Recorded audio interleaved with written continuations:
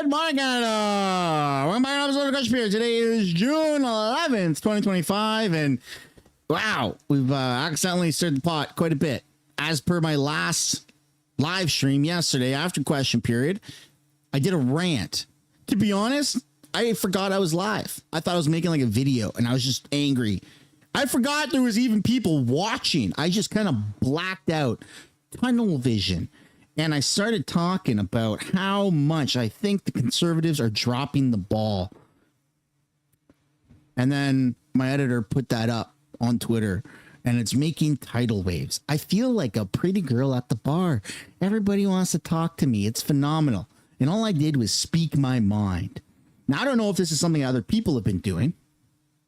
Maybe you, the viewers who go around and watch different channels, maybe you guys would know better than I do.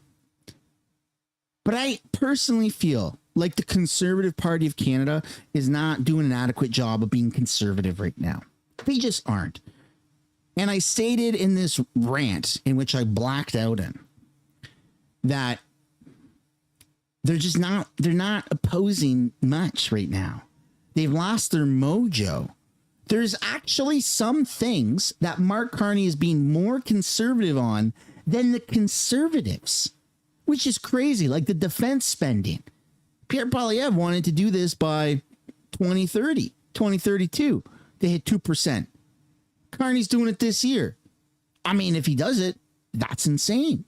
That's insane. So just stuff like that, right? Now, this could be some cabin fever. I stated that in my rant, in which I blacked out in. It could be cabin fever. I could just be angry, looking for someone to lash out at. And so I'm picking the party. Right? Of course. But what's wrong with that? What's wrong with actually realizing that the party that you believe in is not doing an adequate job? There's nothing wrong with that. You can get mad at me for my opinions. That's fine. I can get mad at you for your opinions. That's fine. Or we can actually go after the root cause, which is the party. There is some weird advisory happening to the Conservatives right now, and it's self-sabotaging. Pierre looks like an influencer and a content creator. I get it. He doesn't have his seat. Yeah, I've heard it all. But like, there's more that he could be doing. Give us an example, Sunshine. I'm not the guy that's paid to give you an example of how to solve it. I'm the guy who criticizes it. That's what the YouTube channel is built off of. So if I'm criticizing it, then maybe it's worth a little bit of criticism. But I'm not here to provide the solutions, and I have no guilt doing that. I can absolutely criticize without providing solutions. I've tried providing solutions to the Conservative Party. I've openly done it. I sold lawn signs in the freaking campaign that said, "Save Canada." Come on. The loyalty is to the conservative values, all right? We're all on the same side. If you're on this side of the algorithm, you're a conservative, most likely. We all want the same thing. We want to get rid of liberals, and we want conservative values making the decisions for the country. But that's never going to happen if they keep pussyfooting around certain topics. It's crazy. Even yesterday with Pierre Poilievre doing a press conference, and Mackenzie Gray from Global News is asking him, well, what about immigration? And Pierre says, yeah, there's a lot of people in Canada right now. So what are you going to do about it? Should we stop immigration? Should we pause it? Should we bring it down to 100,000 people? Should we temporarily pause it? Like, what's the solution? Nothing. No solution. Like, he doesn't want to say that there's too much immigration. So we have to do this like weird thing where we read between the lines. And I'm sorry, but I'm done reading between the lines. I'm done. I'm done reading between the lines with the Conservatives. I want there to be exactly what needs to be said. No more reading between the lines. None of this. It's like 4D chess. No, you lost the election. Get over it. Say what needs to be said, or you're never going to win. Carney's going to be in power for 4 years, probably. And then he's probably going to win again if this keeps up, even if Pierre wins, because the Conservatives are plummeting right now. And a lot of that has to do, yes, with Pierre not being in the house, but the conservative messaging just ain't there. And I'm sorry if you disagree with this. I'm sorry if this is unpopular, but I'm saying what needs to be said, at least for me. So there's going to be a lot of that coming from a lot of creators too. More than you think, because this is something that people agree with. And I don't know if other creators have been saying it, but I know that just people, supporters of the Conservative Party, haven't had the confidence to say it yet because it's criticizing the party. And that's like taboo. And you're not allowed to do that because then what are you, liberal? You're an NDP, you're criticizing the conservatives. So we got to get rid of that. And we just got to say what needs to be said. Even in America, the vice president of the United States, J.D. Vance, goes on podcasts. Still, he went on a few days ago. He went on Theo Von's podcast, who's like a total freaking funny comedian, but like a bit of a Looney Tune bin, right? Like he's on the spectrum in like a good way. We love Theo, right? He's awesome. He's hilarious. But I mean, America, they're not afraid of the media backlash. They just do it. And this is the thing. Like, you can see the vice president chilling, having a beer, having a seltzer, whatever, hanging out, laughing at jokes. It's great. It humanizes them. They didn't just do that post-election in America. They did that leading into the campaign. Why isn't Canada doing that? Our politicians are scared of themselves or scared of success. It doesn't make any sense. It's self-sabotaging. And I'm not saying I want them to come on my channel. I don't care. Go put jeans on, crack a beer, and go talk to people. Go talk on someone's YouTube channel in a long form. We want to know what you're like outside of your suit and tie and outside of Parliament, because they're not doing a good job in Parliament right now. None of them are. None of the conservatives are. It's insane. If it weren't for Chrystia Freeland, Francois Champagne, Dominic LeBlanc, like all of the liberals that were under Trudeau, if it weren't for them, Carney would be positioned in the center. But because we see Freeland and we see all those people that worked for Trudeau, it's like, you're still pretty left. But he's not as left as what Trudeau was. So things are changing. Tactics need to change as well. And the conservatives are stuck in the Stone Age. It's insane. They don't know how to succeed. They keep hurting themselves. And people are tired of it. And people are politically drained.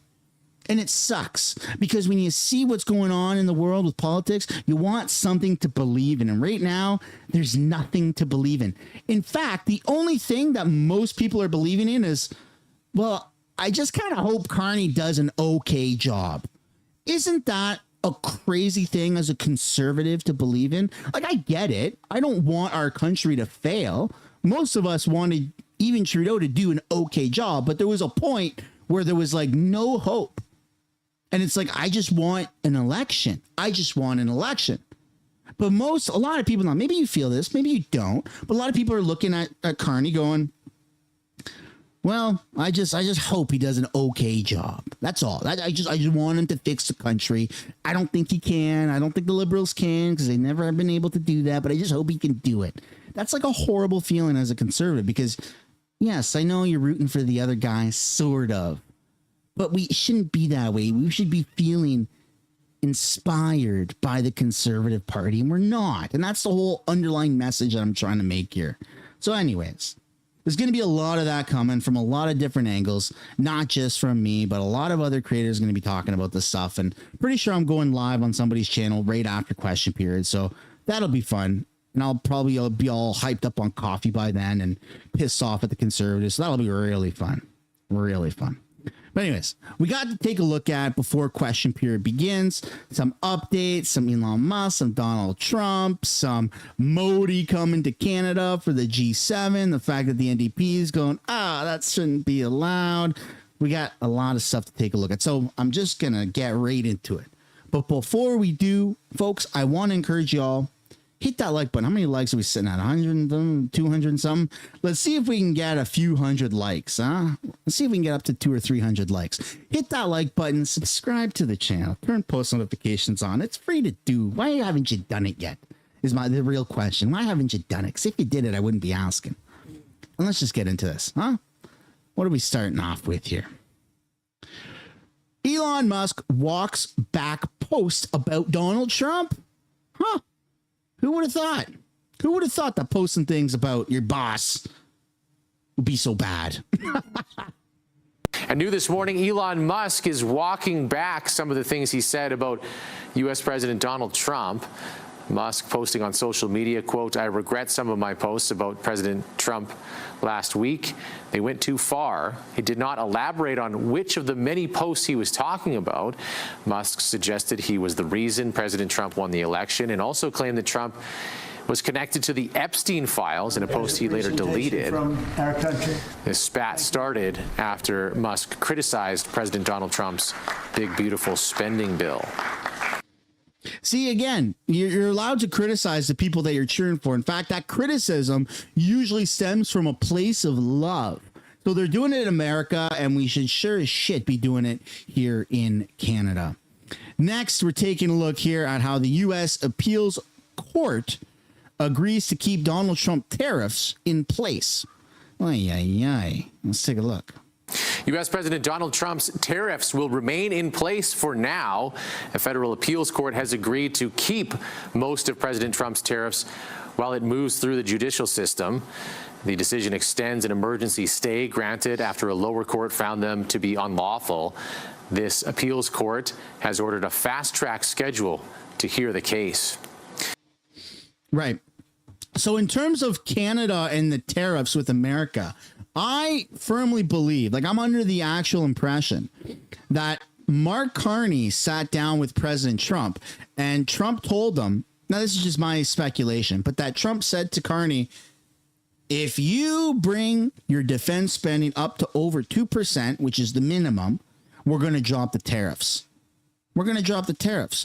And now U.S. and Canada are actually exchanging documents outlining a possible terms for a trade deal, which coincidentally happens right after Canada commits to hitting the 2% of our GDP for a defense contribution this year. So the tariffs, they might be on right now, but I don't think that they'll be on for very long. Trade war is going to be coming to an end. We're going to be healing with America, and the Liberals are going to be praised for doing such a great job of fixing the tariffs and spending on our defense. Like, it's just insane. It's insane how good this all makes the Liberals look to the world, to the media, to regular Canadians, right? That don't necessarily have a political bias. Removing the tariffs and increasing our defense spending. Those are two big things. And that's a tough pill to swallow, especially as a conservative. Now, if only the conservatives were doing a little bit of something to get in on this and take a little bit of the credit somehow or oppose something, then maybe it wouldn't all be the Liberals taking the glory. But right now it is. Yikes. Breaking news to bring you out of Washington this hour. It appears there is movement in the trade negotiations between Canada and the U.S. The CBC's Katie Simpson joins us now live from D.C. Katie, what have you heard? Closely, and it appears there is some progress, but I'm going to give a big caution as we get to a point here, though. Those talks between Canada and the U.S., they have now gotten to a point that a document outlining a potential agreement has been shared back and forth by officials in Ottawa and Washington. That is according to three sources with direct knowledge of the information who've spoken with either me or with my colleagues at Radio Canada. Now, sources are making it extremely clear a deal is not imminent and there's more work that needs to be done, and that they're not expecting an agreement before the G7 summit next week. But we have learned a little bit about what's in this document. According to one source, it includes a commitment from Canada to participate in the Golden Dome missile defense strategy. That is a controversial proposal from U.S. President Donald Trump that could end up costing hundreds of billions of dollars and take years to develop. It also highlights Canada's recent commitment to it meeting its NATO defense spending targets, Canada's plan to make further security investments in the Arctic, and the previously announced measures to highlight border security. Now, Canada is pushing for tariff relief from the Americans, but what the Trump administration is willing to commit to at this point, that remains unclear. There are a wide range of tariffs imposed on Canadian goods, though there are also carve-outs and some exceptions in some cases. The biggest challenge right now is those higher tariffs just imposed on steel and aluminum. Most U.S. trading partners are now facing a 50% tariff, and that is not something that Trump appears to be backing away from anytime soon. Now, Canadian and U.S. officials have been in contact weekly ever since Prime Minister Mark Carney's visit to the White House. I'm told the talks are slowly making progress. One source said to me, you know, this week was better than the week before. But again, the source is emphasizing these are not traditional trade talks. This is about reaching a broad agreement related to trade and security rather than detailed, technical, specific trade negotiations. See, the key in there is trade and security. And the way that this gets talked about, people mostly just hear trade. Okay, American trade deal. Well, Freeland and the Liberals have negotiated that in the past. Yeah, but it's not just trade. It's also security. If Canada pulls its part on the security, then we're going to get back to trading and no tariffs. It's already written in stone. So the tariffs is just a ruse. It's just Trump strong-arming Canada and other countries, most likely, to put more money into their defense. It's brilliant. If I'm being totally honest, it's brilliant. I mean, they didn't really do that with the freaking border. Remember that? You gotta secure your border. And we didn't really do an adequate job at first. Trudeau didn't take it seriously. And then Trump said, tariffs for Canada until you secure your borders. And then all of a sudden, helicopters get deployed, men and women get deployed, more money gets put in, the dogs, the cats, everything, the whole shebang. And all of a sudden, okay, well, good job, Canada, but we're going to tariff you anyways for other reasons. And now we're finding out it's the defense. So he's getting what he wants, a secure border and more defense for Canada. I can't freaking blame him. I'm not saying that it's a good thing, but Canada needed to put more money into our defense and secure our borders. And Trump found a way to strong arm us into doing it. It's brilliant. I don't agree with the tactics, but, you know, if you're in that position, chances are we kind of would have done the same thing. So it sucks that Canada only invests in itself when he is bullied around. You know what I'm saying? Like, it's not, we're not volunteering to put more money into our defense. We're not volunteering to secure our borders and to tackle the drug crisis in Canada. We're waiting for America, the big bad bully in quotation marks, to be like, hey, fix it or we're gonna make you bankrupt with tariffs, right? And okay, yeah, we were gonna do that anyways. You gotta trust us.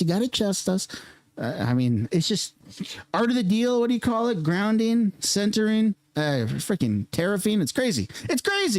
It's crazy that Canada is such a weakly managed country that the only way our managers, our leaders put more money into us instead of sending it to Ukraine is when America says that we have to do it. But yeah, sure, we're a sovereign country, right? We're a sovereign country. Ah, frig, what a joke. And so, Katie, where do things now go from here? A lot of detail there. Yeah, so the big thing is to watch is the G7 summit coming up next week in Alberta. Everyone who's there is going to want a piece of the Americans because everyone's dealing with this sort of nightmare scenario where they're trying to either get out of trade or get out of tariffs, find some way to reach an agreement with the United States so that trade can continue and economic relationships can continue as they have in the past.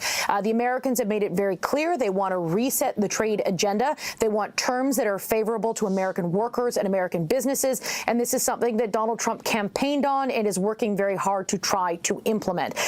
So the big thing is, will Canadians be able to sort of keep these talks moving in a right direction? Will they be able to make some progress on this? And the big thing to look for next, obviously, is going to be getting something in paper. There can be agreements. People can say, you know, a deal has been reached. But again, it all comes down to what are people going to actually get on paper from the Trump administration, because that's when you know the specifics and what has been confirmed and committed to.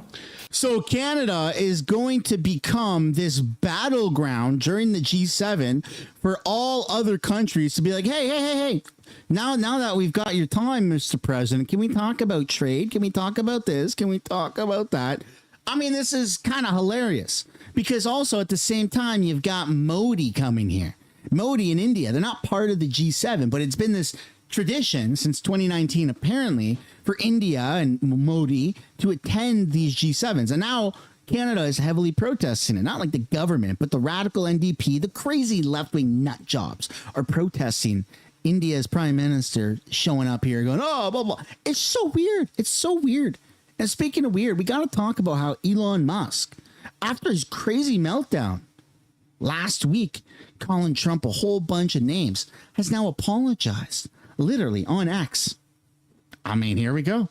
You have Elon Musk, a verified account, 221 million followers, saying, I regret some of my posts about President Donald Trump last week. They went too far. And you've got Retard Finder saying, well done. We all have our moments of retardation. Good on you for posting this. So everybody is sucking up to Trump right now. And I don't blame him. I don't blame him at all. I don't blame Elon Musk for apologizing. He should never said some of the things he said. And a lot of countries are probably going to be apologizing to Trump at the G7. Except for a party in Canada, the radical left NDP. Here's what they have to say about India showing up to the G7 in Alberta next week. Oh, my goodness. And Mr. Speaker, you called out arms exports to Saudi Arabia, India, yet those leaders are coming to Canada for the G7 summit. So do you have concerns with that? Like, do you think... Yes, I have deep concerns with that. I think all Canadians, we've heard from across Canada, we're all Canadians that are concerned about foreign interference, all Canadians who are concerned with the protection of human rights are deeply alarmed when we see people like the Indian Prime Minister Modi being invited to Canada after he has been accused of orchestrating the death of a Canadian citizen on Canadian soil. Obviously what he has done against dissidents and human rights activists within his own country is appalling.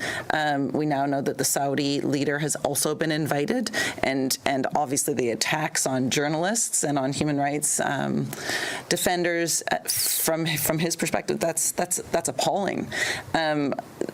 For me, what it indicates is that this government has consistently and very clearly chosen profits and the economy over human rights, over people.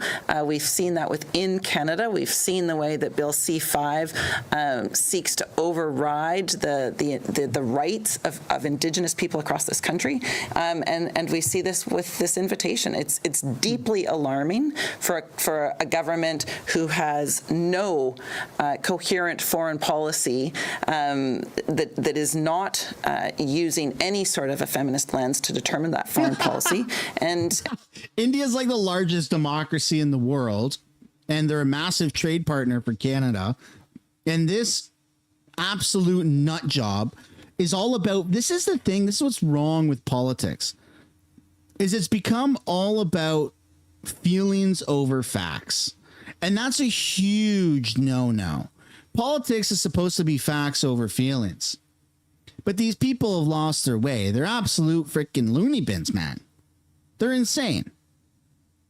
Like, she would claim, this woman has claimed that she unequivocally stands, I know it's like controversial, but with Gaza, she like, why go to Gaza then? Go to Gaza. Go to India and protest them. Like, what are you doing? You can always tell what the NDP is going to support because it's the opposite of common sense. It's the opposite. It's always like clockwork. It happens every single time with every single thing.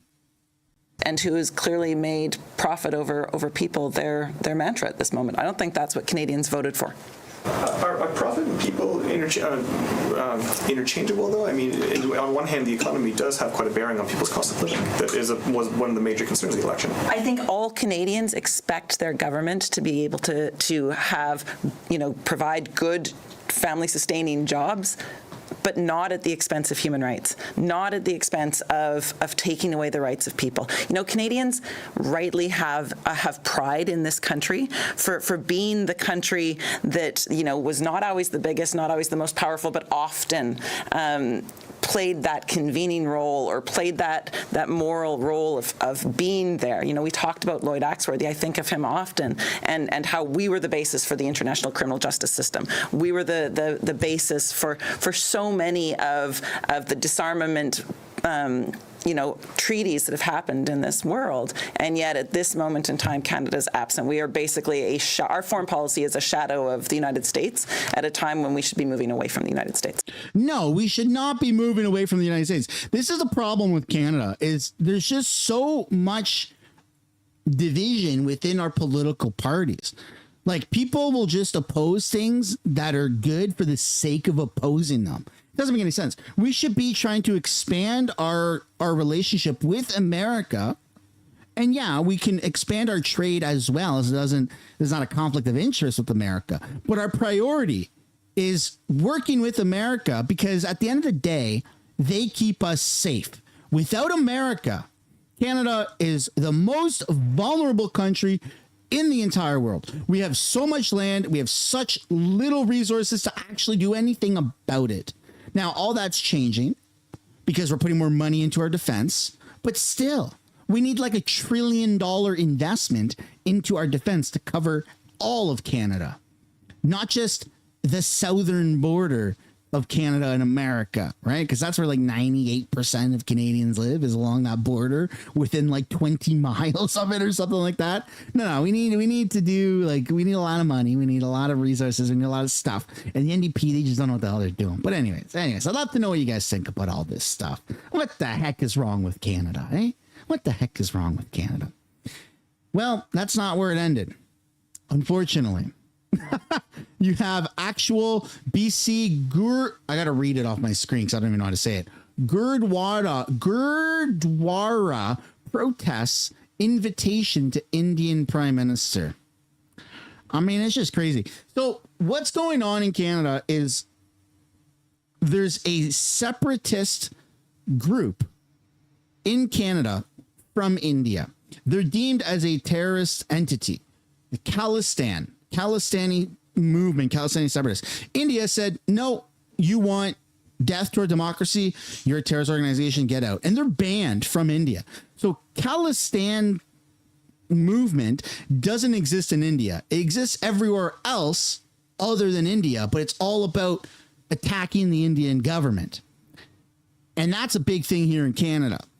There's actually Khalistani people in the BC Conservatives, in the federal Conservatives, they're in the Liberals, they're like everywhere, right? And it's becoming a bit of a problem. Jagmeet Singh was one of them. He was openly supporting the Khalistani separatist movement, which was deemed a terrorist organization, terrorist entity by India. So yeah, hey, Canada harboring terrorists? What? No, that doesn't happen. It was a murder that shocked a community and shook Canada's international relationships. Hardeep Singh Nijjar gunned down in the parking lot of the Guru Nanak Gurdwara in Surrey. The plot allegedly tied to officials in the Indian government. Less than 2 years later, the Indian Prime Minister, Narendra Modi, has been invited to the G7 summit in Alberta. Local Sikh activists calling for the red carpet to be rolled up, the invitation revoked. It just signals that Sikh lives, Canadian lives, the sovereignty of the country as well, which has been undermined by India, all of that is secondary to issues of economics and trade and diplomacy. The Prime Minister has not changed his mind. India, the fifth largest economy in the world. On Friday, Mark Carney defending the invite, saying the visit is important for Canada's economic interests and saying security and accountability issues are on the agenda. Unsatisfied with the response, the council at the Guru Nanak Gurdwara penned an open letter to MPs, writing, "The Sikh community perceives this diplomatic action as undermining Canada's commitment to justice, citizen safety, and national sovereignty, potentially signaling tolerance for state-sponsored violence and foreign interference." Liberal Surrey MP Sukh Dhaliwal says he has received dozens of complaints from constituents and is encouraging the Prime Minister to reconsider. They are telling me the approach that we are taking is that anyone can come into Canada and they can kill Canadians and they can walk away with impunity. International relations experts argue there is plenty to be gained from a trade visit from India's Prime Minister. The Sikh community asking at what cost. Planning to meet with MPs later this week, arguing Canada needs to uphold a different set of values. Aaron MacArthur, Global News. Canada's values right now are just in shambles. I mean, we don't even know what the heck we do. We're like pro-pipeline, we're against pipeline, we're pro-Khalistan, we're against Khalistan. None of this makes any sense. There's no unity across Canada the way that there should be. Right. And I brought up pipeline for a very specific reason, because that's a perfect segue into this ongoing issue right now, where BC apparently is not blocking oil pipeline that Alberta wants. The Premier, David Eby, says there's no money to be made. But on the record, David Eby, the Premier of BC, did say that he's going to block the pipeline because it causes harm to the environment. Right. I mean, we can't even get our premiers on the same page about making money in this country. Greg, man, what the heck's going on? It's a pitch directly to BC Premier David Eby. A new pipeline from Alberta's oil sands to BC's coast helps all of us. If we had a 1 million barrel a day pipeline going to the northwest BC coast, that would generate about $20 billion a year in revenues. And so that seems like a pretty good value proposition. Following the Premier's meeting last week, Alberta Premier Danielle Smith has fueled up her argument around moving oil. In media interviews, saying she's going to convince David Eby a new pipeline is in Canada's interest, and Alberta will meet the issues raised by British Columbians. Eby not buying the first pitch. I'm not the one who stands between Premier Smith and a pipeline to the coast. There's no proponent. There's no money. There's no project right now. Smith acknowledging the pipeline's route and buy-in from Indigenous communities still needs to be addressed. She's set to appear Wednesday at the Global Energy Show in Calgary. Part of her keynote address will be built up around the argument a new pipeline is part of that Team Canada approach. I think it's a remarkable time and opportunity for Canada to breathe life into the Prime Minister's agenda to make Canada an energy superpower. But environmental groups in BC are already getting ready to push back, arguing there's no way to fully decarbonize oil. And when Enbridge attempted to build the Northern Gateway pipeline, it was met with significant pushback. We know that it's not a question of if, but a question of when we will see dangerous spills or accidents. Meaning if history is any indication, a new pipeline wouldn't just have to go through the Premier, but many other British Columbians as well. Richard Zussman, Global News, Victoria. I mean, that's just a lie. David Eby did say that he was against the pipeline. He really did. And I mean, if you say now that he's not against it, then yeah, okay, great. That's phenomenal. But I'm not making it up. I literally heard him say it. Anyways, we're going to shift away and take a look at something else. Our defense spending, specifically the cost of Canada's plan to buy new fighter jets. Apparently, it's going to be over $27 billion, which, hey, when it comes to defense spending, who cares? Put more money into it. More. That's all I got to say. And Pierre agrees. More. It'll never be enough until eventually is enough. But right now, we're not even close. Here at home, military questions of a very different kind are front and center in Ottawa. A day after the Prime Minister announced a major increase in military spending, Canada's Auditor General says the F-35 fighter jet program is proving far more costly than planned. Those findings are contained in one of the audit reports that Karen Hogan tabled in the House of Commons. We found that estimated costs of the Future Fighter Capability Project have significantly increased, and that the project faces several risks that could jeopardize the timely introduction of the new fleet. National Defence originally estimated that the project would cost $19 billion. The audit found that this figure was based on outdated information, and that by 2024, the projected costs had increased to $27.7 billion, almost 50% more than the original estimate. And I want to bring in the CBC's Marina von Stackelberg in Ottawa. Marina, as we just heard, the cost of upgrading Canada's fighter jets to the F-35s is a lot higher than was initially projected. Why is that?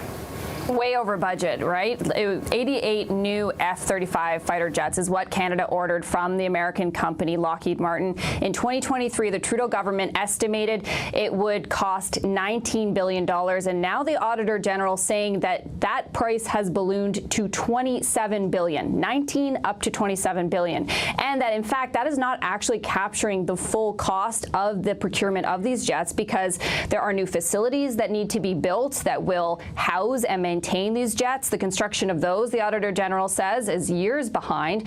And there's also the cost to put weapons systems in these jets. All told, that adds an additional $5.5 billion onto the price tag. Now have a listen to the Auditor General explain why she thinks that these costs are so overrun.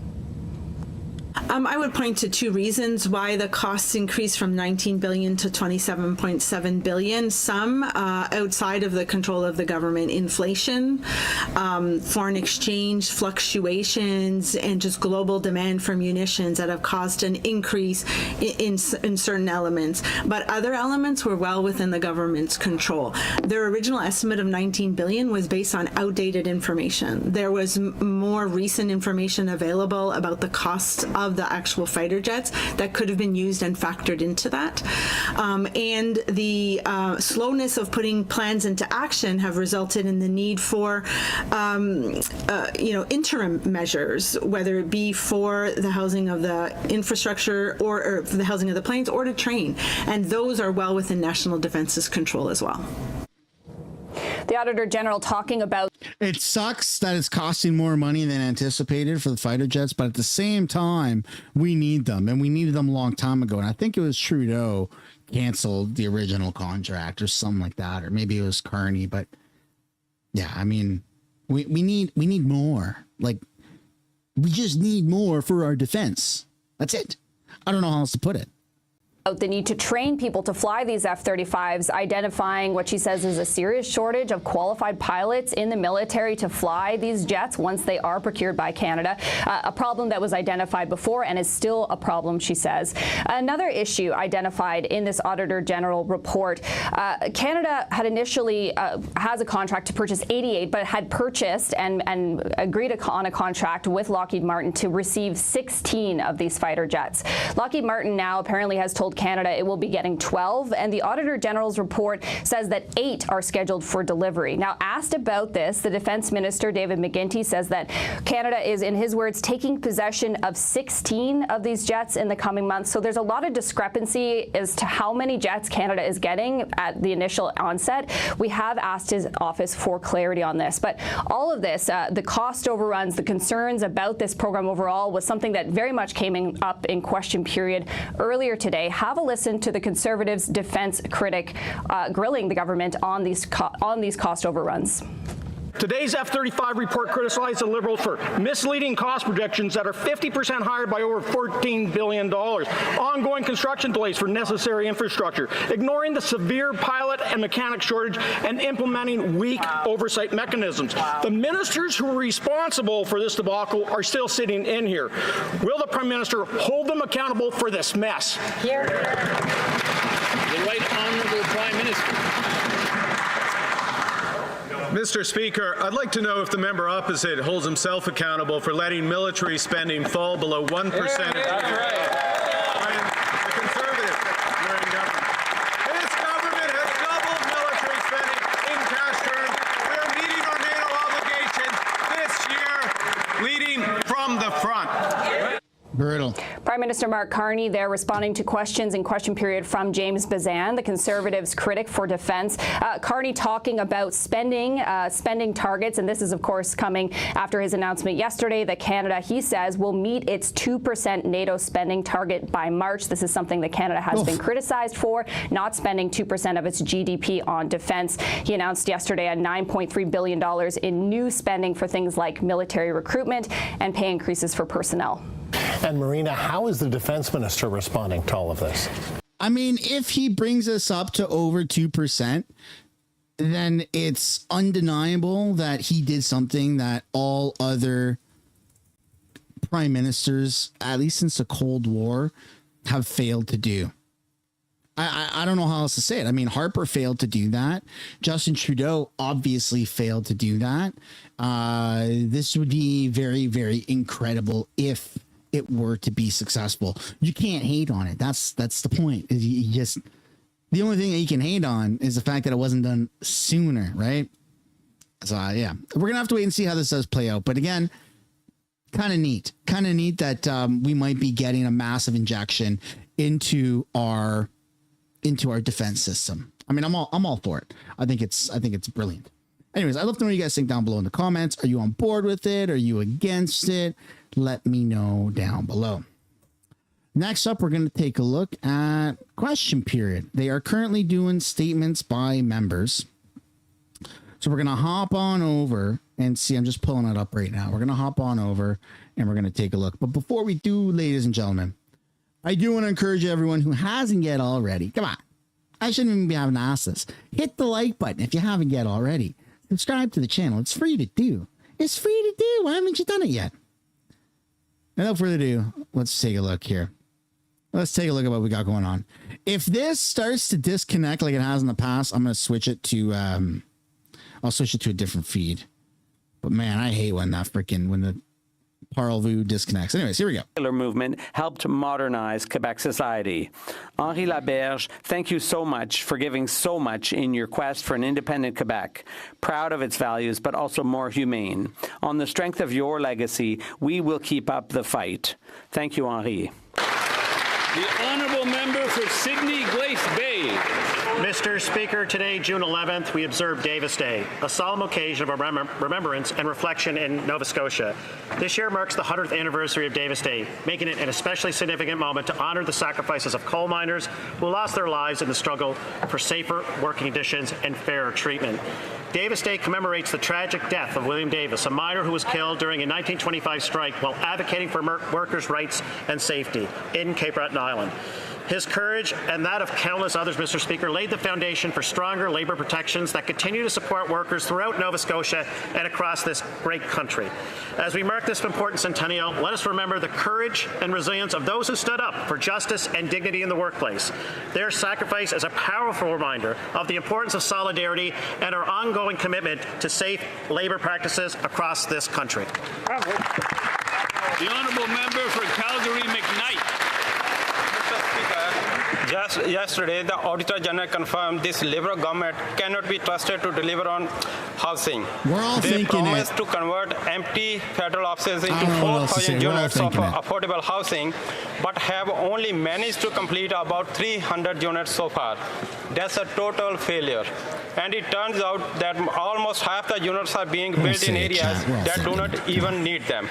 Now, after 7 years and $300 million spent, the former housing minister got promotions, while housing has become even more unaffordable. Canadians need less broken promises and more homes built.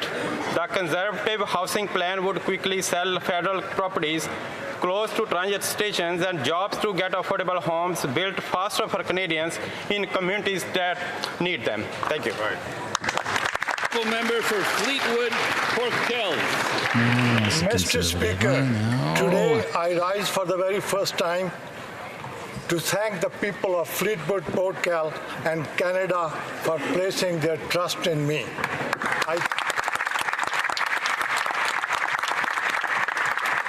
I came to Canada in 1970 as an immigrant from a small village in Punjab.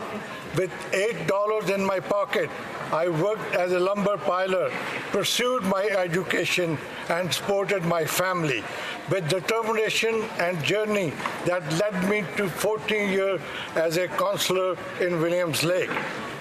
Canada gave me the opportunity to work hard, gave back, and now I stand proudly in the House of Commons to represent my community. Mr. Speaker, I'm humbled to be here, not only as a member of Parliament, but as a proof that Canadian dream is alive and well. I want to express not... The honourable member for Windsor-Tecumseh Lakeshore. Mr. Speaker.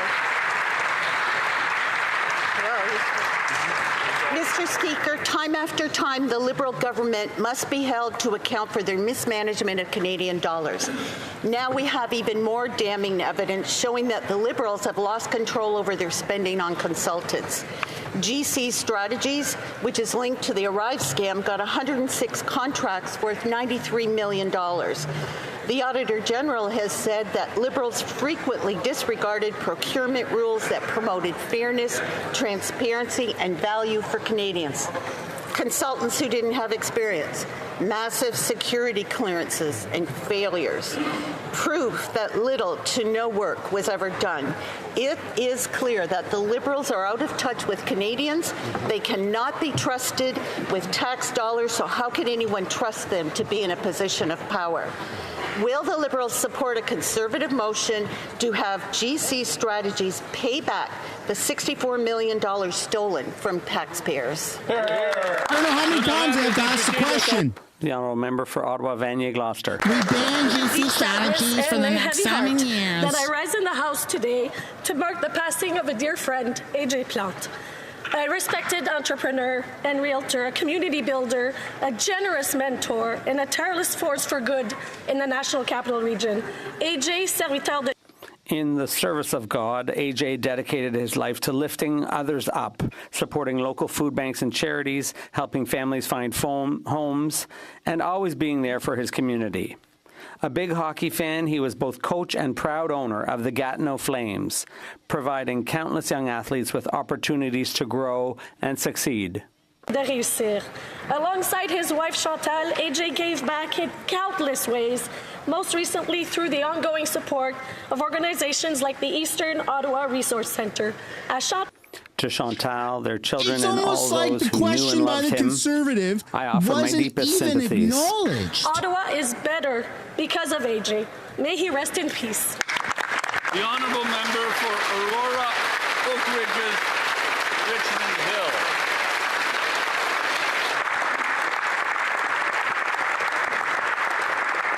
Mr. Speaker, the Auditor General's investigation into the Liberals' purchase of the F-35 fighter jets is deeply concerning. Costs have ballooned by more than 50% and delivery is behind schedule, but it gets worse. The facilities to house the jets will not be completed until 2031.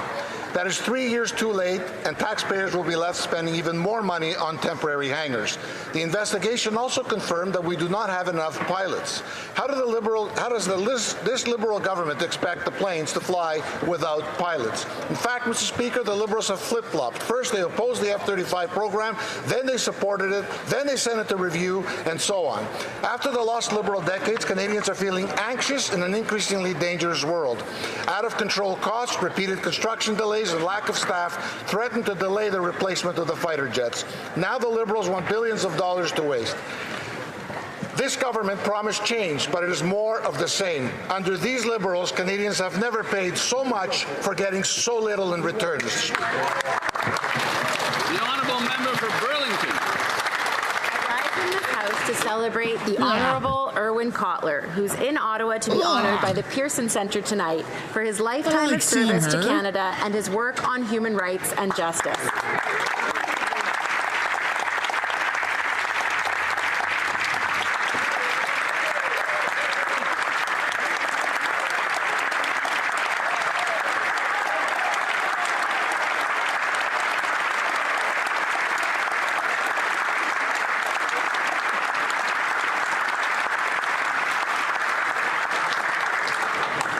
former member of Parliament and cabinet minister, an emeritus professor of law at McGill, and an international human rights lawyer, and I'm very proud to call him a friend. As Minister of Justice and Attorney General, Irwin enacted same-sex marriage equality laws, appointed 2 women to the Supreme Court, tackled wrongful convictions, and launched anti-racism initiatives. In his so-called retirement, he founded and now actively chairs the Raoul Wallenberg Center for Human Rights, which advocates for political prisoners, human rights, justice, and democracy. He also served as Canada's first special envoy on combating anti-Semitism. Irwin is today, as he has always been, a powerful advocate for the marginalized and a champion of progress and justice. I speak for all Canadians when I say thank you for your incredible and ongoing service, Mr. Kotler.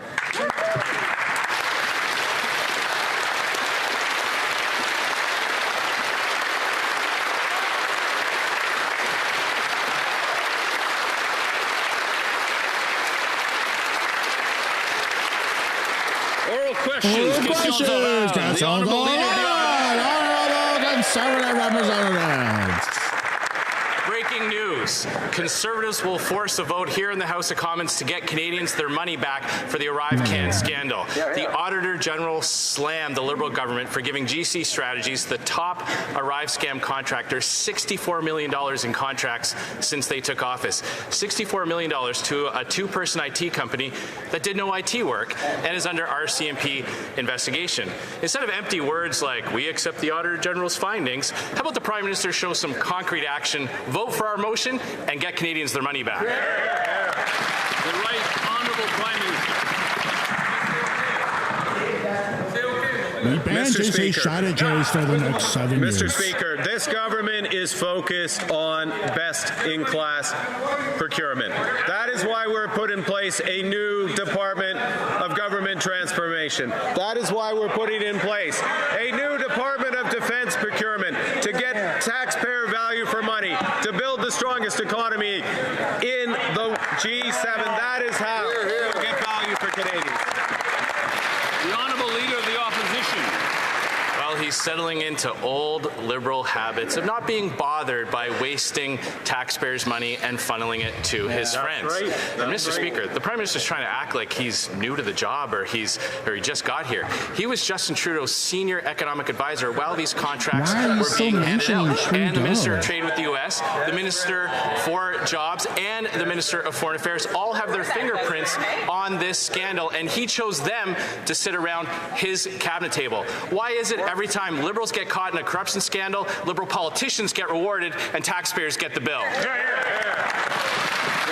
Honourable Prime Mr. Speaker, as I just said, this government is laser focused on best-in-class procurement. That is why we have a new Minister of Government Transformation. That is why we have a brave deputy who fought for this country, who flew fighter jets, who is the new Secretary of State for Defense Procurement. We're going to get best value for Canadians' dollars. We're going to grow this economy. Come join us. The Honourable Member for Chilliwack. General confirm what we've been saying about the fraudsters behind the Arrive Scam app and the failure of this Liberal government to protect taxpayers. GC Strategies was an IT firm that didn't do IT, didn't follow procurement rules, didn't provide value for money, didn't have valid security clearances. What they do have is 64 million ill-gotten tax dollars in the bank, and this Liberal government let it all happen. When so many Canadians are struggling to make ends meet, why is this government making no effort to get those wasted tax dollars back? Right Honourable Prime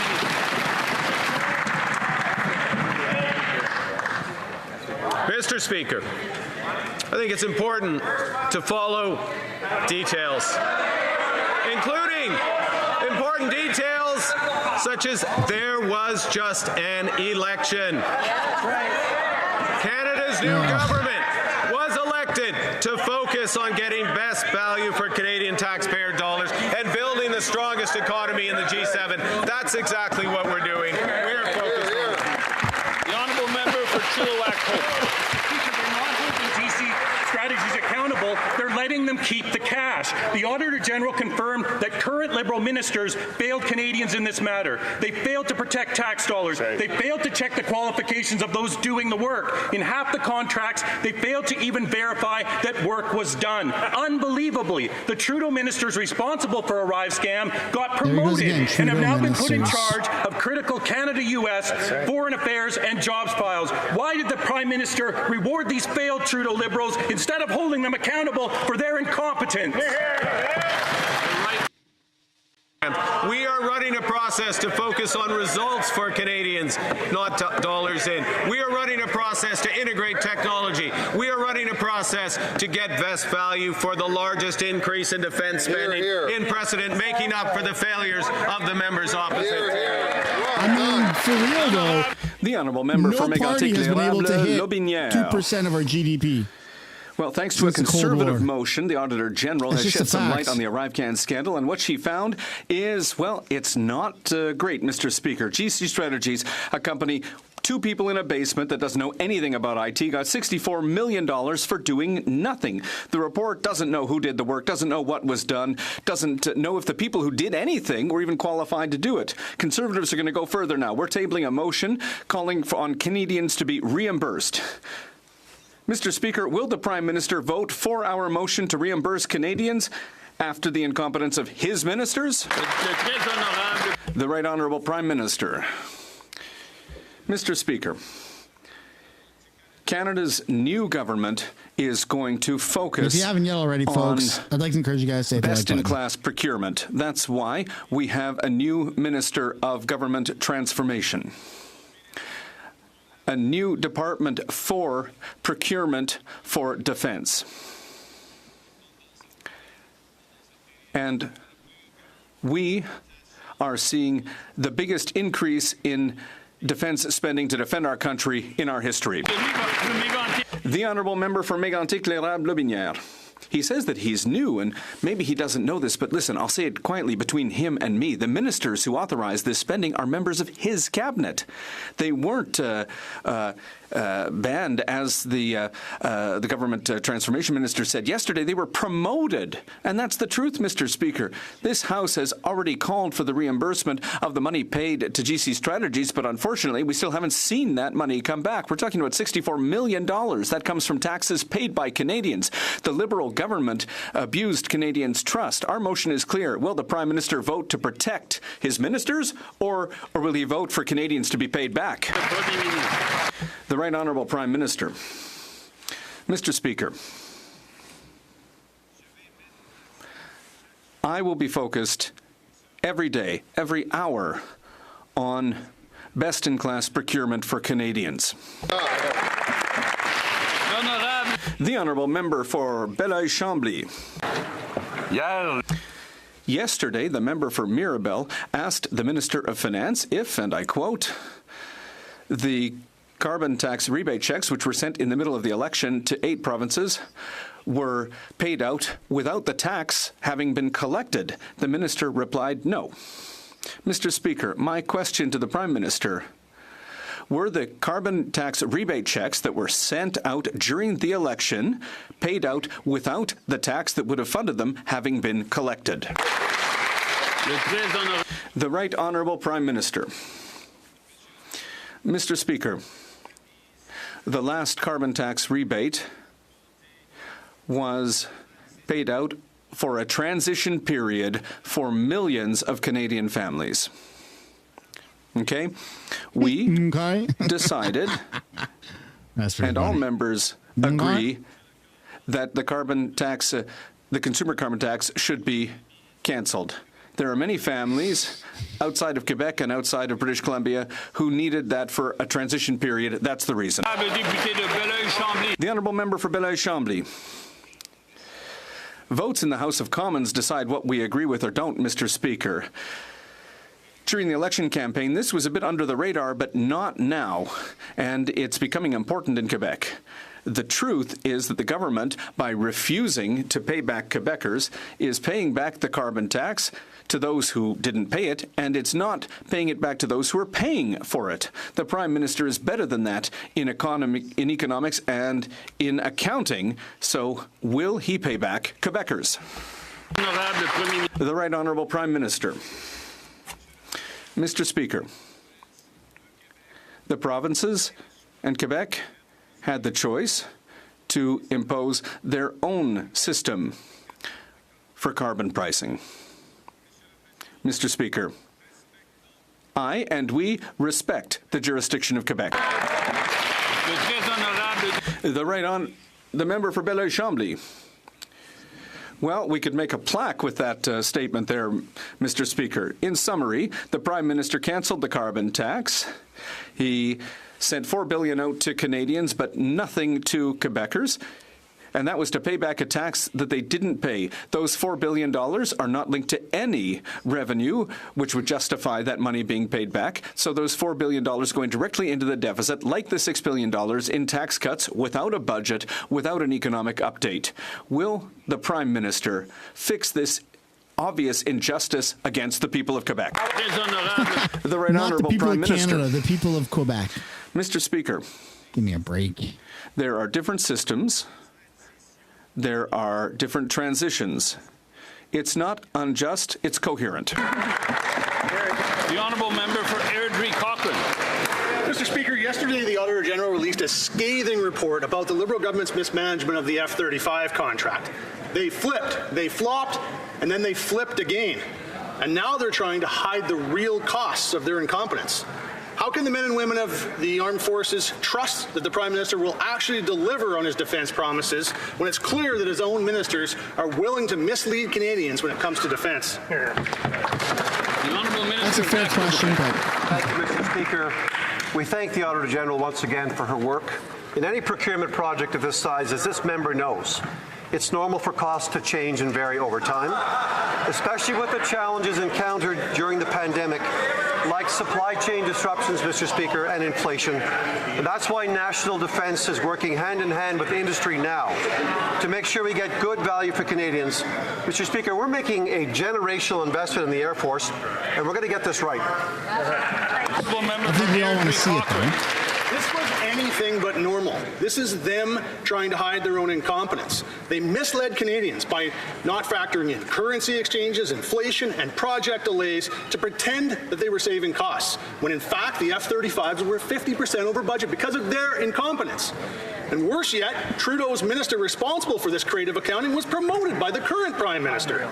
Isn't it true that the Liberals' so-called new defence spending is actually just the cost they were hiding from Canadians all along? The Minister of National Defence.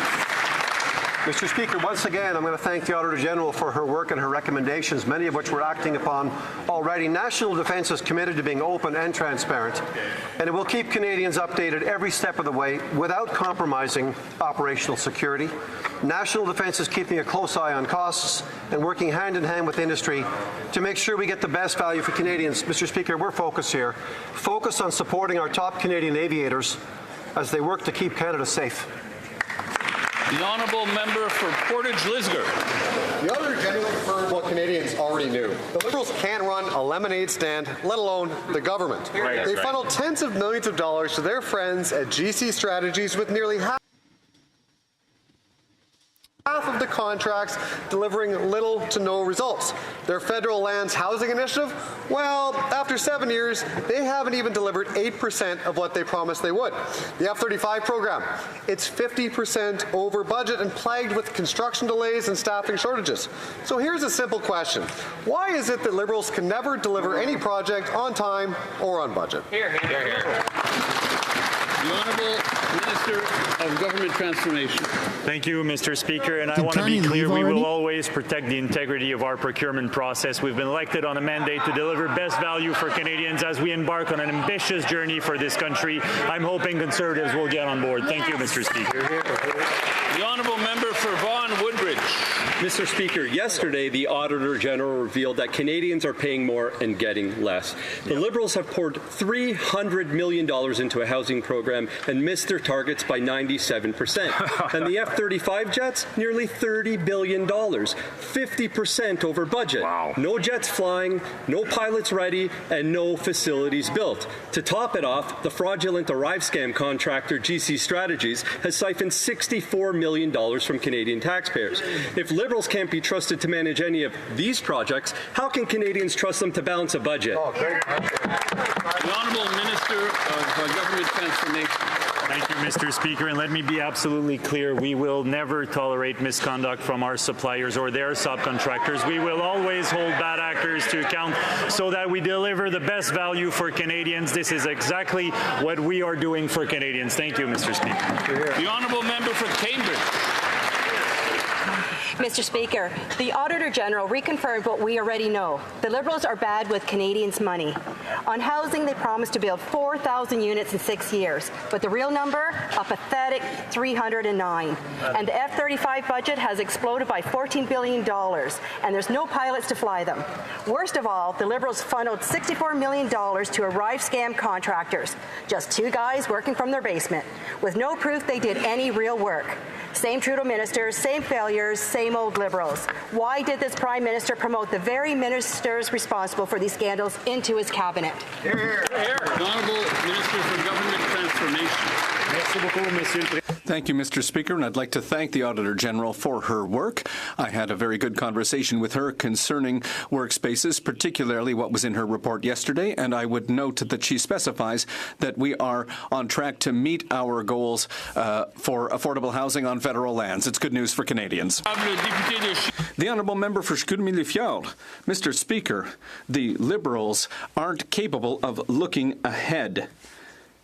They are indifferent to heavy spending. After 10 years of unexpected and avoidable delays, it's now really quite possible that Canada won't have any operational fighter jets. We know that our F-18s will come to the end of their lives in 2032, and we still don't know when the F-35s will be delivered. How is it that the Liberals can spend without ever delivering the goods?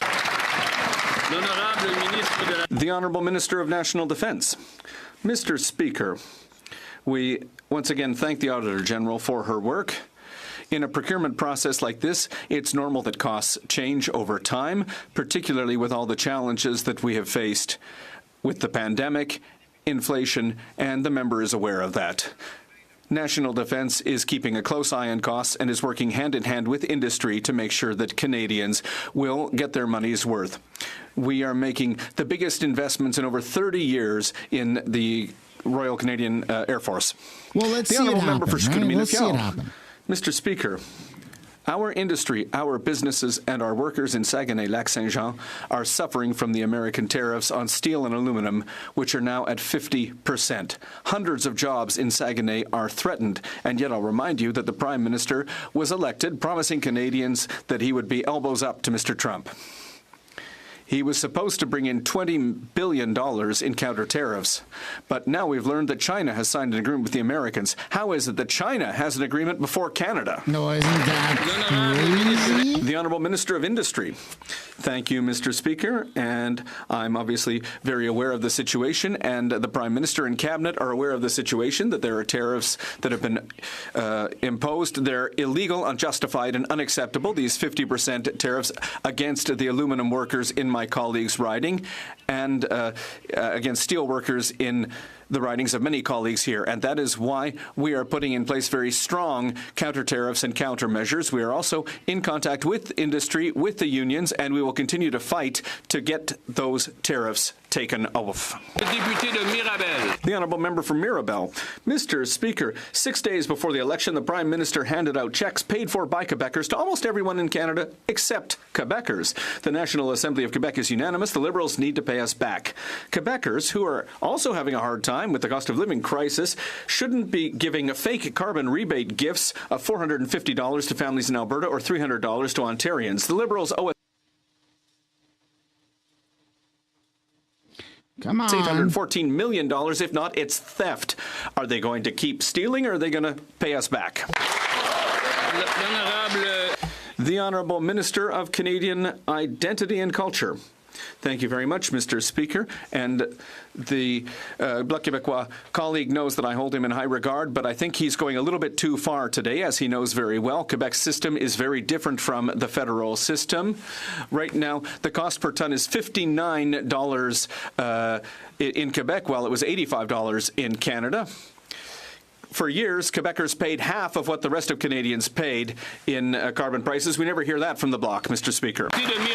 The Honourable Member for Mirabel. Mr. Speaker, the minister, who I hold in high regard, knows that Canadians paid $0 in any carbon taxes when they got their checks. The Prime Minister himself has confirmed that he cut the carbon tax on April 1st, but he still sent out the quarterly check for April to June at the end of the month. So if the check wasn't paid for with the carbon tax, well, who paid for it? Well, the Liberal Party has called this a fiscal bridge. We call that a gift to Canadians paid for out of the pockets of Quebecers. Will the Liberals pay back the $814 million that they owe to Quebec? The Honourable Minister of Canadian Identity. Thank you, Mr. Speaker. I sincerely think we're comparing apples with oranges here. Quebec's system works on a cap and trade system. It's not a pricing system, while the federal system was a pricing system that set a price per ton, and that's how the signal was sent to the market and to consumers to reduce their emissions. They're two systems that were completely different. The federal government recognized Quebec's leadership in this area, and we recognize that Quebec's system was equivalent to the federal system for a number of years, Mr. Speaker. Member for Foothills. The Minister said, I will be judged by prices at the grocery store shelf. Well, judgment has been rendered, and by his own metrics, the Prime Minister has failed. For the third month in a row, food prices have skyrocketed. Apples, oranges, rice, chicken, beef, all up by more than 20%. And the Prime Minister's response is to pour more fuel on the inflationary fire with $500 billion in new spending. That's more than Trudeau. Will this Liberal minority government listen to the majority of this House, put a budget on that table so Canadians could put food on theirs? Right on. The Honourable Minister of Jobs and Family. I mean, first of all, Mr. Speaker, I just want to say that over 22 million Canadians are receiving a tax credit as we speak, and I certainly hope that the Conservative member over there realizes this is exactly what Canadians called for in the election, targeted support that will help them in these times. I will also point out, Mr. Speaker, that the kind of spending they're talking about are the things that they've been advocating for years. They should be happy that we're investing in our armed forces. For example, Mr. Speaker, are they saying that Canadian armed forces don't deserve a raise? Pierre Poilievre agrees with this investment in our armed forces. Canadians are struggling to put food on the table now, and it's because of the Liberals' inflationary spending. Now, we all knew that these were going to be the same old tax and spend Liberals, but we had no idea this Prime Minister was going to be worse. He promised Canadians he would cap increased spending at 2%. He has gone over 8%. That is putting Canadians in trouble, and they are the ones paying the price. We now have the highest food inflation in the G7. Will this Prime Minister table a budget, end his inflationary spending, so Canadians can afford to feed their families? Yes. Honourable Minister of Jobs and Family. Mr. Speaker, every step of the way, as we've worked to make sure that Canadians' costs go down, that Canadians have more powerful paychecks, in fact, something that I think the Conservatives have said time and again, they've actually voted against, Mr. Speaker, whether it's things like reducing the cost of childcare or ensuring school food programs or increasing Canada Child benefits, by the way, pegged to inflation so that families have what they need as they're raising their children. These Conservatives have voted against it, so they should put their money where their mouth is, Mr. Speaker, and support comprehensive policy that supports families. The Honourable Member for Windsor West. Mr. Speaker, after years of Liberal inflationary spending, Windsor families are struggling to keep up. Rent is unaffordable, grocery prices are going through the roof. Many parents are skipping meals so their kids can eat. The Prime Minister says he wants to be judged by what Canadians pay at the grocery store. I can assure you that the Prime Minister will be judged harshly, as Canadians will be paying more than $800 this year. On food alone, Mr. Speaker, it shouldn't be this hard to feed your family in Canada. Will the Liberal government table a budget this spring that actually reverses its inflationary policies? The Honourable Honourable Secretary of State for Labour. Mr. Speaker, Canadians elected a new government to build a strong Canada and to protect programs that serve families. Families are strong when kids are healthy. Our National School Meal Program is delivering meals to hundreds of thousands of kids this year. It saves parents up to $800 per year. We are committed to making this permanent. We made this commitment in the campaign, and I call on the member opposite to support us. Honourable Member for Sudbury East, Manitoulin Nickel Belt. Mr. Speaker, the Prime Minister said he wants to be held to account for what Canadians are paying at the grocery store. So let's do just that. Families in Northern Ontario are struggling because of rising prices. Since the start of 2025, grocery prices in Canada have increased rapidly. The Prime Minister promised to cap government spending at 2%. Instead, he's increasing it by 8%. Will the Liberals table a budget that reverses their inflationary policies so Canadians can afford to put food on the table? Great enthusiasm. Secretary of State for the Canada Revenue Agency and Financial Institution. Mr. Speaker, we just met with the owners of Canada in the last election and clearly laid out our plan to cut taxes, to build homes, to build one Canadian economy, and to protect Americans against terror. You can just tell by the way he looks. Mr. Speaker, elections are job interviews, and Canadians resoundingly hired our Prime Minister. They fired the former member from Carleton. Thank you, Mr. Speaker. There it is. The Honourable Member for Sherwood There it is.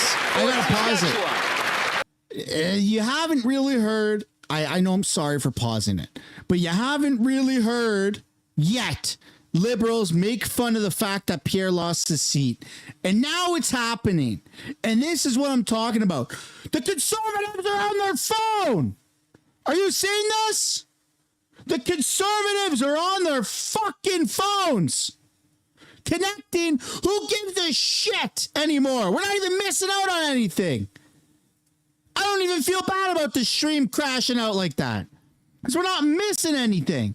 The Conservatives are on their phones. This is what I'm talking about. Nobody cares right now. Pierre got his head cut off. Look at the Conservatives. On his phone, on his phone, on his phone, on her phone. Head down, head down, head down. Everybody except Brock. But Brock's got his phone in his hand. All the Conservatives are on their frickin' phones. You know what? I'm blocking it. Here. How's this now? Now you can see full picture. They're on their frickin' phones. Come on.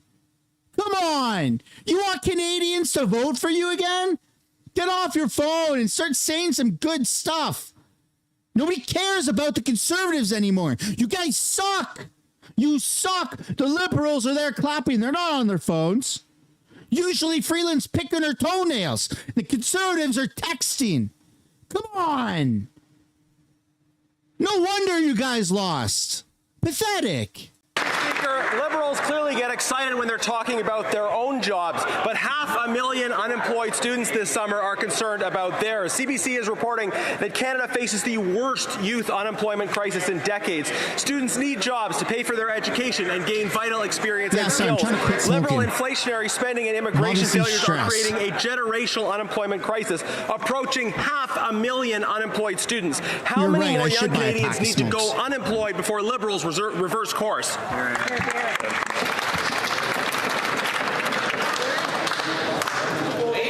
Honourable Minister of Jobs and Family. Thank you, Mr. Speaker. Listen, I've got great news for youth this summer. Over 6,000 more jobs through Canada Summer Jobs this summer. That's great news for all of our constituents. Mr. Speaker, Canada Summer Jobs is an important program to help young people get the skills and the experience they need for the next steps in their career. That's over 76,000 jobs this summer, and we certainly look forward to hearing about the youth's experience all across our country. The Honourable Member for Sault Ste. Marie Algoma. Speaker, members of Canada's Buildings Trades Unions are here in Ottawa this week. They represent thousands and thousands of workers that are building Canada strong. Can the Secretary of State for Labour please update this House what this government is doing to support this very, very important local construction workers and unionize labor across this great country. Thank you. The Honourable Secretary of State for Labour. Mr. Speaker, I want to thank the honourable member for the question, and join him in welcoming some of the most important unions and skilled trades to Ottawa today.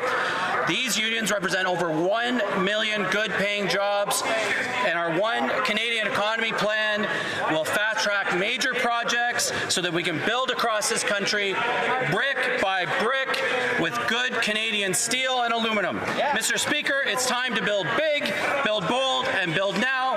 Canada's building trades will get it done, and this government will always have their backs. The honourable member for Cloverdale, Langley City.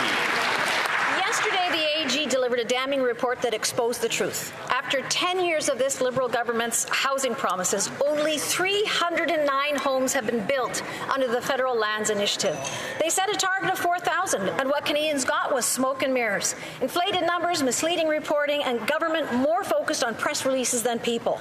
Can the minister explain how, after a decade of delays, this scandal has left single moms and young families still without a place to call home? The Honourable Minister of Housing and Infrastructure. Thank you, Mr. Speaker. Those units remain under development. They will be developed. They will be built. Those homes will be delivered as promised. And, Mr. Speaker, we would appreciate the support from the other members of the House for all of these housing initiatives going forward, of which we have many. We have the most robust housing agenda in the history of this House. We expect robust support for that plan. We do, Gregor. Honourable member for Cloverdale, Langley City. According to yesterday's AG report, this government built nearly 40% of its so-called affordable homes in the wrong places. You can't make this up. And here's the truly shocking thing. They didn't base affordable on income, not on what people actually earn. Instead, they used current market rent in the middle of a housing crisis. That means low-income families, seniors, and newcomers can't even afford the homes that were supposed to help them. After 10 years of failure, will the minister admit that this plan has completely failed the people who need it most? The Honourable Minister of Housing and Infrastructure. Thank you, Mr. Speaker. Well, I'll caution the member opposite. There are no wrong places to build housing in Canada. Whoa, good point. We are focused on building housing across this country. We are focused on building affordable housing across this country. The reason there are new ministers here, like myself, is for our new plan to deliver affordable housing all across Canada and communities that need it. Excellent answer.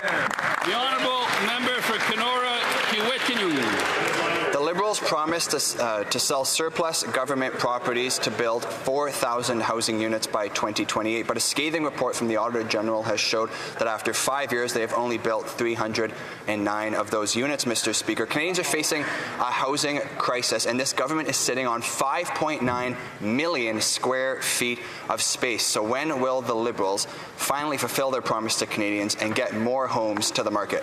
The Honourable Minister of Housing and Infrastructure. Thank you, Mr. Speaker. Well, we are going to deliver the homes that are put forward in that plan. We are also going to use lands across Canada to build more affordable housing. Our goal is to roll out more affordable housing than this country's ever seen before in these years ahead. And we expect the support of the members opposite. This is going to be a partnership across Canada on federal lands with our community partners. Thank you, Mr. Excellent work. The Honourable Member for Kenora, Kiiwetinoong. Mr. Speaker, TD Bank has cast doubt on those Liberal goals, saying that housing starts are actually going to decline next year rather than increase as the minister would have us believe. But the Auditor General report also found that the Liberals are failing to meet targets, failing to collect relevant data, and failing to provide detailed, transparent reports. This is, on all accounts, a complete failure, Mr. Speaker. Even their own Liberal member from Ottawa Centre has said that the government is not doing enough on housing, yet all of the ministers that are responsible for this crisis are still in cabinet. Why? The Honourable Minister there you go. That's actually a good question. Thank you, Mr. Speaker. We are focused now in this new government on delivering housing. That's right. We are going to deliver the housing that Canadians elected us to deliver.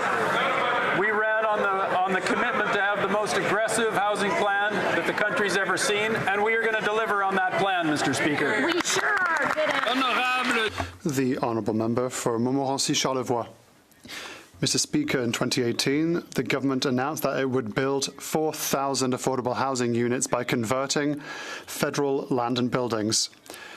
309 units have been delivered since. That's less than 50 a year.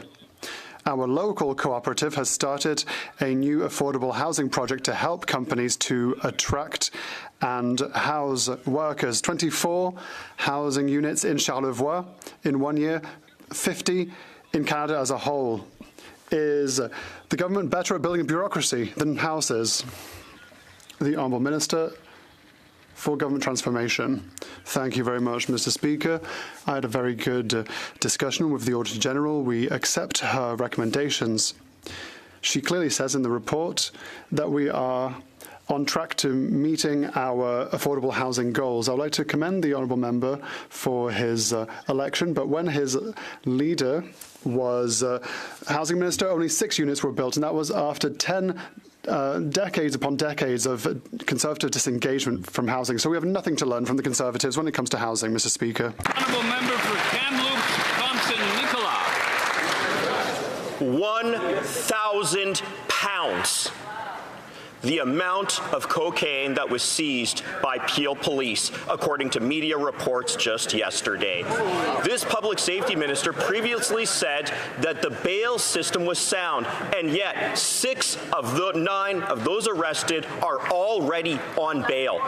Given what we see and hear when it comes to bail, does this public safety minister still think that the bail system is sound? The Honourable Minister of Public Safety. Mr. Speaker, let me first of all thank the work of Peel Regional Police and also acknowledge the incredible work of the Chief of Police for the City of Toronto, who's in Ottawa today. Chief Demkew is an incredible leader who has been working in the front lines along with members of Peel and across law enforcement across Canada to ensure that drugs are off our streets. And this is a moment for us to ensure that we support them and we continue to acknowledge the incredible work of our police services. The Honourable Member for Markham Unionville. Mr. Speaker, Peel Region had the single largest drug bust in their history yesterday, with 1,000 pounds of cocaine worth $47 million. This would be a cause for celebration if 6 out of the 9 that were arrested are not already out on bail. Shame. Liberal laws like the Bills C-5 and C-75 are the root cause of this madness. These liberal laws put repeat criminals back into our communities. Mr. Speaker, will the Liberals reverse their soft on crime policies to keep criminals behind bars? The Minister of Public Safety. Mr. Speaker, once again, I think it's important to recognize the incredible collaboration of the Peel Regional Police, as well as other police services in having one of the greatest drug busts in Canadian history. Their work will continue. It will continue with the support of the federal government, with our agencies who are working in tandem to ensure that drugs are off our streets. The Honourable Member for Brampton West. Mr. Speaker, under this Liberal government, crime is at its peak and cities like Brampton's are being hit hard. The Peel Police had the single largest drug bust in their history, but 6 out of 9 drug dealers are out on bail. Gun crime is up 116%. Gang homicide is up 78%. The only solution to control the crime wave is to repeal soft on crime, liberal laws C5 and C75 and put repeat violent offenders in jail. Will this Prime Minister reverse liberal soft on crime laws so drug dealers like this get jail, not bail? Honourable Minister of Public Safety. I don't even understand him. Once again, Mr. Speaker, I think it's important to acknowledge the work of Peel Regional Police as well as their colleagues in different police services who work together to ensure that drugs are off our streets. This matter is going through the courts, and I know that our justice system is strong. We will ensure that there will be continued work, collaborative work within police services so that we can actually constructively get drugs off our streets. The Honourable Member for Portneuf-Jacques-Cartier. Mr. Speaker, today The Journal de Montréal lets us know that there has been an average increase of more than 28% in crimes against persons. Even worse, more than 20% of these crimes are domestic in nature. For the last 10 years, if you haven't the yet Liberals already, have lost take the control. time now Mr. to hit the Speaker, like button, huh? What do you got? This Liberal government must act very quickly to protect the lives of Canadians. When will the Liberals take the necessary measures to punish crime and finally protect victims? State for combating crime. Thank you, Mr. Speaker. This new government is focused on making sure that victims are put first. Previously, bail reform had been brought in to make it harder for perpetrators of domestic violence to be released. We're going to continue doing the important work that's needed to make laws stricter and make sure that bail is tougher to get. Thank you, Mr. Speaker. The honourable member for Prescott Russell Cumberland. Thank you, Mr. Speaker. The Canadian Economic Unity Act will remove federal barriers to international trade and labour mobility and advance the completion of projects of national interest that are essential to stimulating our country's productivity growth, developing its energy sector and ensuring its security. Can the minister responsible for industry tell us more about the bill that was tabled last week? The Honourable Minister for Industry. Thank you, Mr. Speaker. I would like to thank my colleague for her question and for having been elected.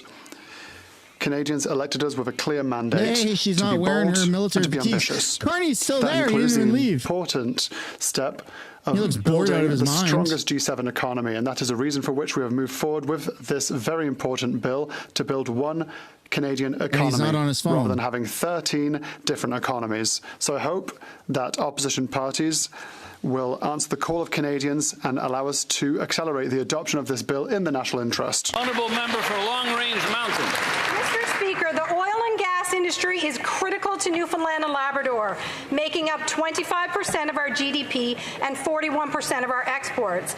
Our province has targets to double oil and gas production and create thousands of good-paying jobs. But energy companies have made it clear they won't invest while the Liberals' No New Pipelines Law, Bill C-69, the oil and gas production cap, and the punishing industrial carbon tax remain on the books. Does the Prime Minister not realize no one will build a pipeline under his anti-energy laws? Or is that the plan, to keep Canadian oil and gas in the ground? The Honourable Minister of Energy and Natural Resources. Mr. Speaker, as the honourable member knows, we presented the One Canadian Economy Bill to rapidly advance projects of national interest and build one Canadian economy, not 13. This bill will grow the economy and support our sovereignty to ensure we build the strongest economy in the G7.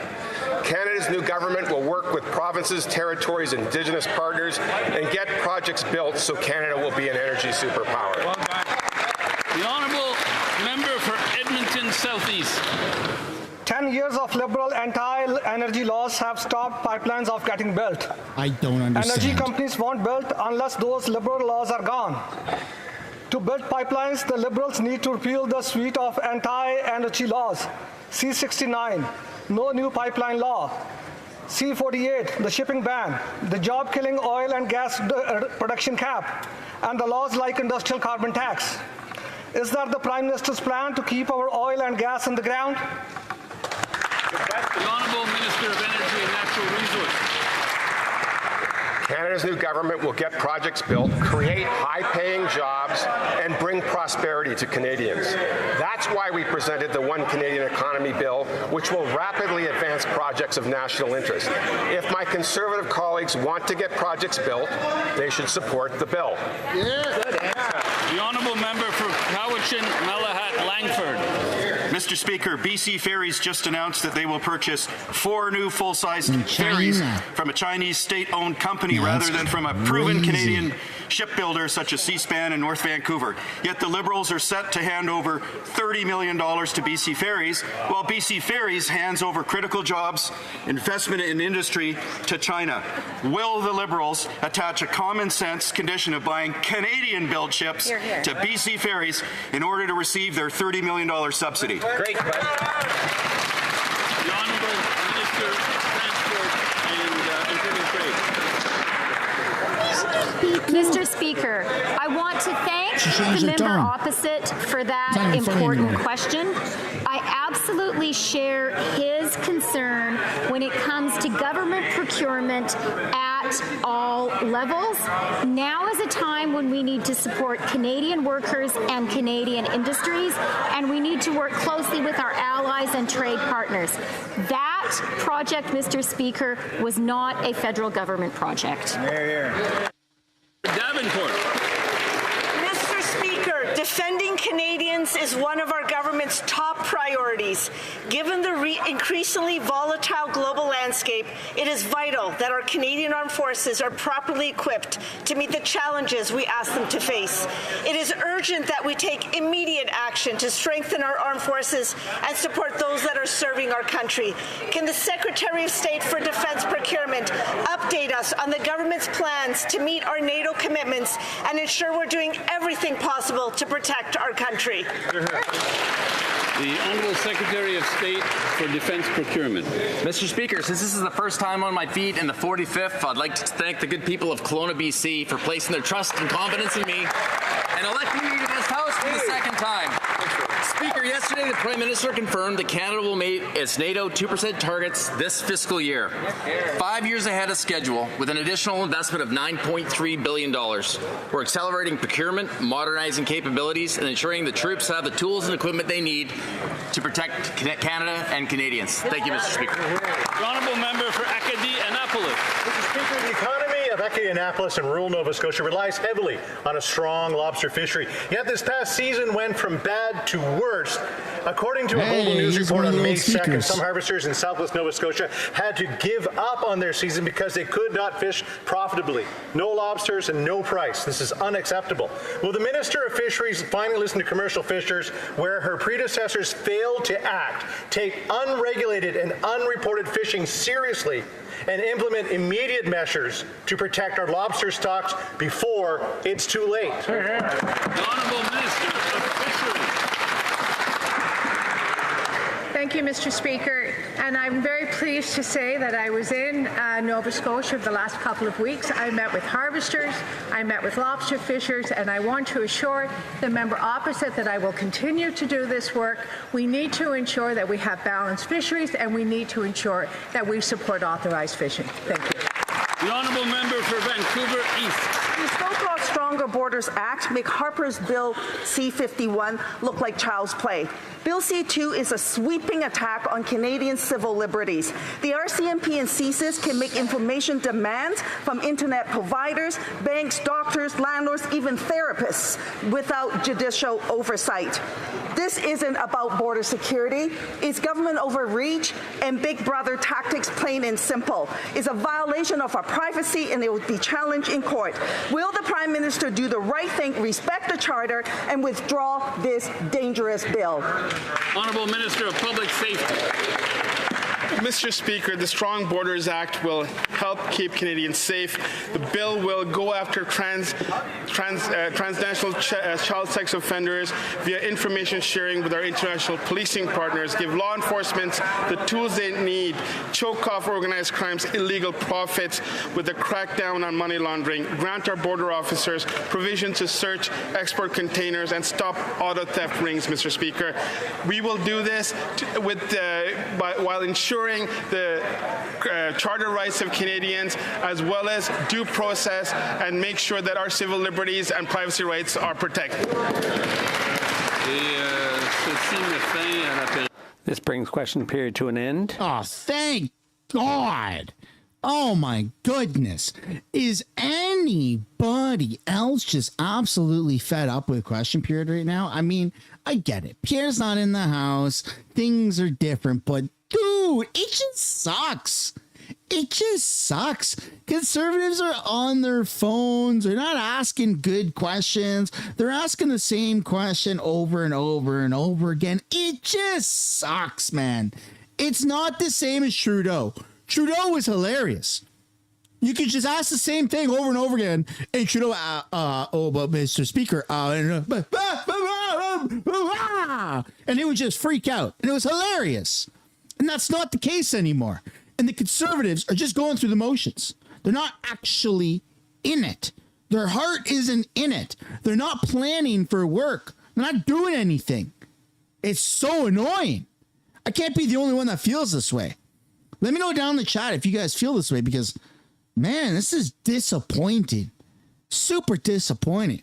Like, we all, to a certain capacity, gave our heart and soul. If you're watching this, chances are you're a conservative. We all, to a certain capacity, gave our heart and soul to conservatives, to the party. People donated. People volunteered. It was the first ever federal vote that I casted, was this election. I mean, the moment the election was announced, just shilling for Pierre blindly. There was things that I purposely ignored, like the amount of money he was giving to Ukraine, or the amount of money he wanted to give to Ukraine. There was things that I turned a blind eye to, and I was like, nope, go Pierre, go. That's it. Blocked everything else out. Pierre, Pierre, Pierre, Pierre, Pierre, Pierre, Pierre, go Pierre, go Pierre. Take Trudeau down, take Carney down, go Pierre, go Pierre. We all ignored a lot of the things that we don't like about it, the Conservative Party. And now we're not in an election. Now we get to sit down and look at the party, and it's like, shit. There's a lot of things I don't agree with. That doesn't make you a liberal because you're speaking out, or you're vocal, or you're feeling deflated by the Conservative Party. It's the opposite. It makes you a patriot to the Conservative Party if you become vocal about the flaws, or you're expressing how they have a lack of enthusiasm, if you're criticizing them. It's actually beneficial because they don't know where they're going. They don't have a compass right now. They don't even have a leader. It's crazy what's going on. So if you want to chime in on your criticism for the Conservative Party, then feel free to go ahead. Don't feel like you have to hold back because people are going to think you're a liberal. Like, I'm getting called liberal in the chat. Crying out loud, I sold Save Canada, Vote Pierre lawn signs. I had all these stickers that are pro Pierre, bumper stickers, everything. Hundreds of thousands, millions of views about pro Pierre. There's no doubt, just because you're providing some criticism towards a party that you like doesn't make you the opposite party. It's one thing from an outsider to criticize the government, the liberals, right? Well, they're not doing this right, and they're not doing that right. That's from a position of love to the country. You can criticize the Conservative Party from a position of love to the country and to the party. It's just crazy what's going on.